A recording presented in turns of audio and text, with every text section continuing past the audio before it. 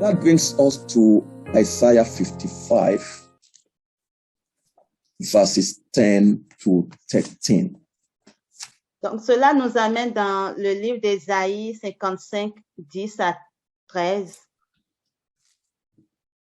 Isaiah 55. We see the rain and the effects of the rain. I'll read Nous from verse voyons 10. la pluie ainsi que les effets de la pluie. So I will read from verse 10 to 13. For as the rain cometh down and the snow from heaven, the rain and the snow from heaven, and returneth not thither, but watereth the earth, and maketh it to bring forth and bud, that it might give seed to the sower and bread to the eater. So shall my word be that goeth forth out of my mouth. It shall not return unto me void, but it shall accomplish that which I please, and it shall prosper in the thing whereto I sent it. The effect, for you shall go out with joy and be led forth with peace. The mountains and the hills shall break forth before you into singing, and the trees of the field shall clap their hands. Instead of the thorn shall come up the fair tree, and instead of the brass shall come up the mild tree, and it shall be to the Lord for a name, for an everlasting name that shall not be cut off. Hallelujah. Amen. Donc, je lis du verset 10 au 13. Comme la pluie et la neige descendent des cieux et n'y retournent pas sans avoir arrosé, fécondé la terre et faire germer les plantes, sans avoir donné de la semence au semeur et du pain à celui qui mange, ainsi en est-il de ma parole qui sort de ma bouche. Elle ne retourne point à moi sans effet, sans avoir exécuté ma volonté et accompli mes desseins. On voit maintenant les effets dans le verset suivant. Oui, vous sortirez avec joie et vous serez conduits en paix. Les montagnes et les collines éclateront d'allégresse devant vous, et tous les arbres de la campagne battront des mains. Au lieu de l'épine s'élèvera le cyprès, au lieu de la ronce croîtra le myrte, et ce sera pour l'Éternel une gloire, un monument perpétuel impérissable. Amen. Amen. So the rain and the snow that comes from the press from heaven accomplishes all that. Donc, nous voyons que la pluie ainsi que la neige qui proviennent du ciel accomplissent tout cela. And you know, it says that so is the word that comes out from the mouth of God. So it's a reference to the word of God and to the workings, supplies of his spirit, workings of his spirit, outpourings of his spirit. Et il dit également, vous savez que il en est de même de ma parole qui sort de ma bouche. Donc, il fait référence ici à sa parole, mais également à l'œuvre que la parole fait au travers de la puissance de la parole et par son esprit. Toutes ces provisions-là. Now, we are shown two things that comes with the rain, which we want to identify here. Donc ici, on nous dit de ce passage qu'il y a deux choses qui sont issues de cette pluie-là et nous allons les identifier. We are shown that the rain brings seed to the sower and bread to the eater. Il nous est dit que la pluie donne la semence au semeur ainsi que du pain à celui qui mange. Seed to the sower and bread to the eater. La semence au semeur et le pain à celui qui mange. And there are two ways we can understand that. Et il y a deux manières par lesquelles nous pouvons comprendre cela. First, when the word of God comes, when the word of God is preached. Donc, premièrement, lorsque la parole de Dieu vient à nous, lorsque la parole est prêchée, some persons receive a lot of seed. That is principles of truth, insight into God's word, principles, just entrances which they can now build upon. It opens up, it leads them into all depths of truth. Donc, il y a certaines personnes, lorsqu'ils reçoivent la parole de Dieu, cette parole vient à eux comme étant des principes de vérité, comme une entrée en matière sur lesquelles elles peuvent s'appuyer pour bâtir. When they go back with the principles of truth they've received, when they go back to study, it multiplies and they have the knowledge, the wisdom, the principles of truth by which they can minister to other persons. Lorsque ces personnes-là partent avec ces principes de vérité qu'elles auraient reçus et qu'elles méditent là-dessus, elles obtiennent au fait la connaissance et sont capables de pouvoir exercer le ministère à d'autres à partir de cela. So they receive seed that they can sow in their own lives and they can sow in the lives of other people. Donc, ils reçoivent la semence qu'ils peuvent semer dans leur propre vie et semer également dans la vie d'autres personnes. That's one way the word of God is received. Donc, voilà une des manières par lesquelles l'on reçoit la parole de Dieu. Then it also comes as bread to the eater. That means cette parole vient également comme le pain à celui qui mange. Donc, cela signifie que that means it comes bringing life, bringing solution, bringing immediate help, immediate solution. Donc, cela veut dire que cette parole-là vient et apporte la nourriture automatique, elle apporte la solution de façon instantanée ou immédiate. As the word of God comes, people are healed, problems are solved, life is imparted, solutions are given, people receive life immediately. So bread, life is ministered to people immediately as the word of God comes. Donc, alors que la parole de Dieu est prêchée, les malades guérissent, ceux qui connaissaient des problèmes reçoivent la solution de façon instantanée, la vie s'exprime dans la vie du peuple. Donc, lorsque la parole vient, lorsque le pain vient, c'est la vie au fait que la personne reçoit en même temps. So the word of God comes to us bringing that two levels of blessing, seed to the sower, bread to the eater. Donc, la parole de Dieu qui vient à nous apporte ces deux niveaux de choses, la semence au semeur ainsi que le pain à celui qui mange. That is one way to understand it. C'est une manière de le comprendre. Then another way to understand it is this. The word of God provides seed that the believer must sow. Donc, l'autre façon de comprendre ce passage, c'est que la parole de Dieu amène la semence que le croyant doit semer. So there is the sowing by the word of God. Donc, il y a cette action de semer, de semer au fait la parole de Dieu. Then the eating of the bread is coming into the fulfillment of the blessing that the word of God indicates. Et l'action de manger quant au pain, au fait, cela vient au fait comme pour accomplir the fulfillment of what? Excuse me. Of what the word of God points to.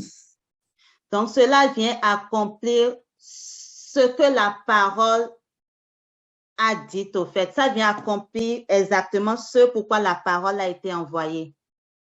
So one is like sowing, the other is like harvest. Donc, l'une est comme l'action de semer et l'autre, c'est celle de moissonner. Yeah. To enter into any blessing of redemption, the word of God must come to you. You must receive it. You must sow it into your heart. You must believe it. You must confess it. The word of God must come to you. Pour pouvoir bénéficier de n'importe quelle bénédiction de la rédemption, la parole de Dieu doit venir d'abord comme cette semence-là. Vous devez la semer en vous. Vous devez la confesser, la proclamer. That is seed to the sower. C'est cela qui constitue la semence au semeur. Then, as you do that, you water the word, you wait on the word, you will also experience the fulfillment of the blessing that word indicates. En faisant cela, puis en arrosant également cette parole, cette semence, vous allez arriver aussi au point où vous accomplissez, au fait, cette parole accomplit parfaitement ce pourquoi elle avait été envoyée, elle accomplit en soi. That is like the harvest of the blessing. Et c'est cela qu'on considère comme étant la moisson de la bénédiction. For example, if you are believing God for a particular blessing, you must receive the word of God in relation to that blessing and sow it, believe it, embrace it, confess it, stay with that word. That is sowing. Par exemple, lorsqu'on s'attend à l'Éternel par rapport à un point, on doit d'abord recevoir la parole de l'Éternel en lien avec cette situation. Quand on reçoit cette parole, on doit comme l'accepter, la recevoir, la proclamer, la confesser. C'est ça, c'est cet aspect qu'on appelle le fait de semer. Then when that word bears fruit and you enter into the experience of that blessing, it is like a harvest. It's like bread to the eater. Et lorsqu'en vient le moment où cette parole-là porte fruit, on entre en ce moment dans l'expérience même au fait de cette parole. Et c'est ça qu'on appelle le pain à celui qui mange. Amen. Amen. So let's look again at this verse. Seed to the sower, bread to the eater. Donc, regardons à nouveau à ces versets-là, la semence au semeur et le pain à celui qui mange. Notice that there's a process from converting a seed and processing it and turning it into bread. A process is involved. Remarquez qu'il y a un processus au fait, quand on reçoit la parole, il faut la convertir ou la transformer transformer cette semence-là ou la travailler pour qu'elle devienne de pain pour le semeur. Il y a tout un processus entre ces deux étapes. Now let's look at a verse of scripture that helps to illustrate what we have just said concerning seed to the sower and bread to the eater. 2 Corinthians 9, verses 10 and 11. On va regarder le verset de 2 Corinthiens 9 qui nous permet de mieux comprendre ces choses-là. 2 Corinthians 9, verses 10 to 11. I will read. As it is written, he had dispersed abroad, he had given to the poor, his righteousness remained forever. Now he that ministereth seed to the sower, both minister bread for your food, and multiply your seed sown, and increase the fruits of your righteousness. 11, being enriched in everything to all bountifulness, which causeth through us thanksgiving to God. Amen. Amen. 2 Corinthiens 9, 10 à 11, je lis. Celui qui fournit de la semence au semeur et du pain pour sa nourriture, vous fournira et vous multipliera la semence et il augmentera les fruits de votre justice. Verset 11. Vous serez de la sorte enrichis à tous égards pour toute espèce de libéralité qui, par notre moyen, feront offrir à Dieu des actions de grâce. Amen. Amen. Amen. Now let's look at it closely. The seed that comes with the rain. Donc, regardons à cela correctement. La semence qui vient avec la pluie. The seed is the incorruptible word of God. La semence, 2, verse 23. La semence, comme nous le dit 1 Pierre 2, verset... First Peter. Chapter 2, Okay. verse 23. First Peter chapter 2, verse 23. Donc, ce passage nous dit que la semence, c'est vraiment la parole incorruptible de Dieu. 1 Pierre 2, verset 23. Have you read it? No. First Peter 2, 23. Okay, let me get it. No. By the incorruptible word. Okay.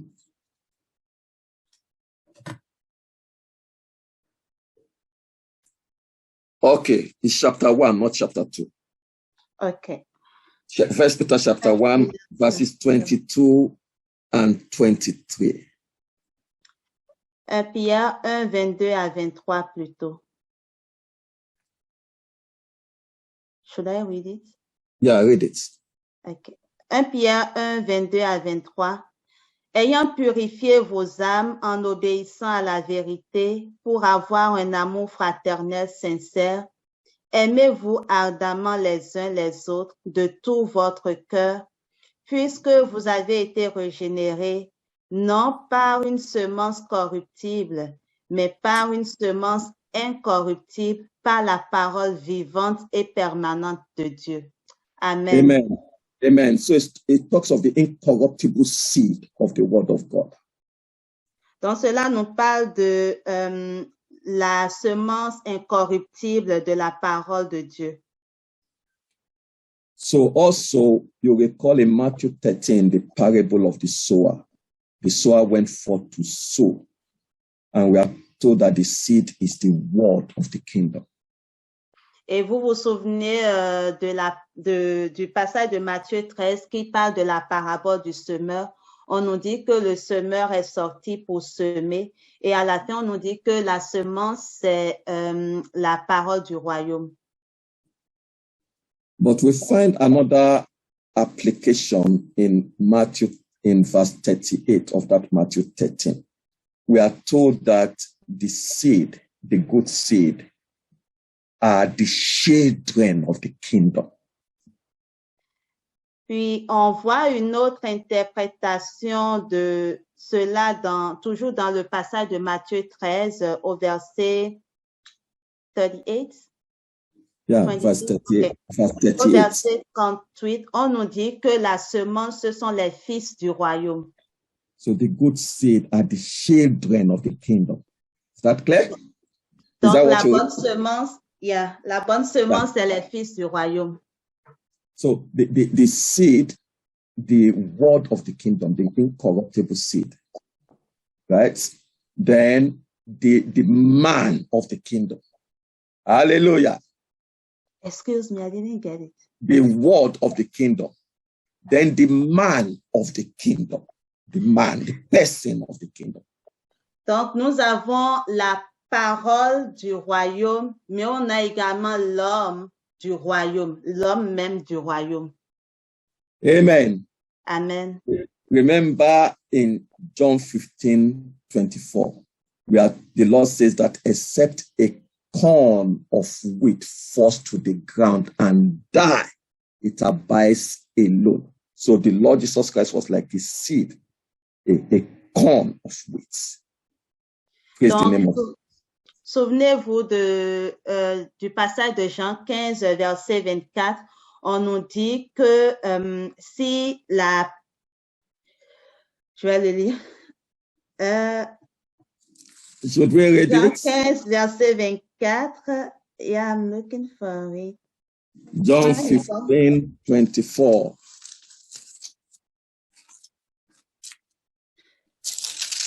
C'est le passage qui dit que si le grain de blé ne tombe à terre et ne meurt, il ne peut porter du fruit. Je paraphrase.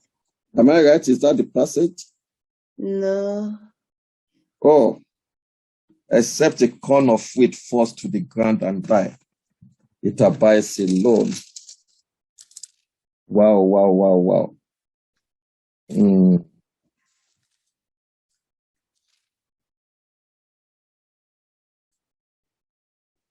Okay, I will get that verse for you, but it says, except a corn of wheat falls on the ground and dies, it abides alone. So the Lord Jesus Christ, a corn of wheat in his humanity, was a seed, a man of the kingdom, a corn of wheat. Praise the name of the Lord. Donc, c'est le passage qui dit, en tout cas, cherchez là, que si le blé ne tombe à terre, il ne meurt, il ne peut. Jean 12, 24. John Okay, 12, 24. Yeah, 12, Okay. 24. Donc, il nous a dit, je vais le lire. En vérité, je vous le dis, si le grain de blé qui est tombé en terre ne meurt, il reste seul, mais s'il meurt, il porte beaucoup de fruits. Donc, c'est notre Seigneur Jésus-Christ, au fait, qui a représenté ce grain de blé qui est comme mort pour nous, puis il a porté beaucoup de fruits. Amen. So the word of the kingdom, the man of the kingdom. Donc, And it's important because we'll see how this is related to the work of harvest. Donc, regardez ces deux choses-là, la parole du royaume et l'homme du royaume. Et ces deux éléments sont importants alors que nous regardons l'œuvre de la moisson. Amen.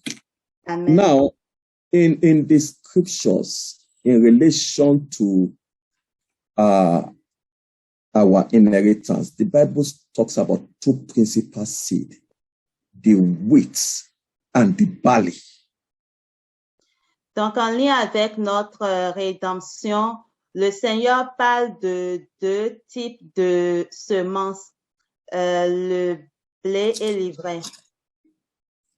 So let's read Deuteronomy chapter 8, verse 8. You can read it. Deutéronome 8, verset 8. Je vais le lire. A land of wheat and barley. Pays de froment d'orge. Yeah. Okay. Amen. A land of wheat and barley. So you will see these two seeds all throughout scriptures, wheat and barley. Donc, vous verrez ces deux semences-là dans les Écritures, le froment ainsi que l'orge. Isaiah 28, verse 25 speaks of the principal wheat and appointed barley. Ésaïe 28, verset 25 nous parle également de la semence ainsi que de l'orge. The principal wheat and appointed barley, yeah. OK, nous parle de ces deux-là, le froment et l'orge. The Bible in many places also talk about the wheat harvest and barley harvest. Et les Écritures nous parlent également de celle de la moisson au fait du froment ainsi que celle de l'orge. Now, they refer to two aspects of the Word of God. Ces deux-là font référence à deux aspects de la parole de Dieu. Wheat is associated with the heavenly calling, the divine estates. Le froment, au fait, nous fait référence à la paix céleste, à l'état divin, notre position divine. So the principles of truth associated with that are principal with. Donc, les principes de vérité qui sont en lien avec ces choses-là, donc notre position divine, c'est ça qui représente, au fait, le froment.